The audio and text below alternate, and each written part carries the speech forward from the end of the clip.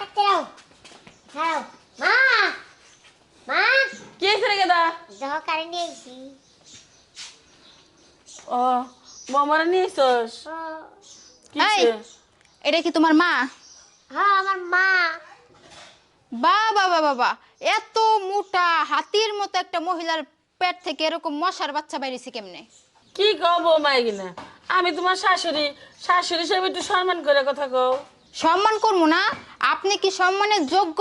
আপনারা কাজটা কি করছেন? হ্যাঁ, আমার জীবনটা পুরো নষ্ট করে দিচ্ছেন। আমি এখন সমাজে মুখ দেখাইতে পারি না। আপনার এই বিচ্ছু পোলার লেগিয়া মশার বাচ্চার মতো দেখা। দেহ তুমি কিন্তু দিশে এই চুপ থাকো, আবার বড় বড় কথা কয়।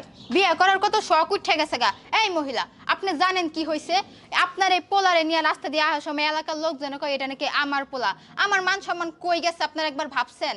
হ্যাঁ, এরকম একটা পোলারে বিয়ে করে আমার পুরো জীবনটাই শেষ হয়ে গেছে। আবার বড় বড় কথা বলেন। চলছে না, এখন থামো।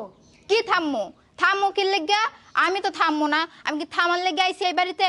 আমি এত এত মানুষের কথা শুনে আইছি। আমি এটি ঝাল মিরামু না ভাবছো? আমার কি এত ভালো মনে করো নাকি? আচ্ছা শোনো বৌমা, যাও আর তা তো ওই গেছে, চিলাচিলি করো না, লও ঘরে লও। আর শোনো বৌমা, তোমারও একটা কথা বলি। তুমি আমার পোলারে নিয়ে বলতেছো যে তোমার সম্মান হানি হইতেছে, এটা একদমই ঠিক না। ওর বাপ এরকমেরই ছিল। আমি কি সংসার করিনি এত বছর, এখন ওই ওর বাপেরই পাইছে বুঝছো, যার লাগে আমার পোলাটা এত ছোট। তুমি কিছু মনে করো না বুঝছো। আম্মা, আসলে আমারই ভুল হয়েছে। আমি বুঝতে পারি নাই। মাথা গরম হয়ে গেছিল। রাস্তাঘাটে আসার সময় মানুষে অনেক উল্টাপাল্টা কথা বলতেছিল, যার কারণে আমি এরকম ব্যবহারটা করছি। আমার বোঝা উচিত ছিল।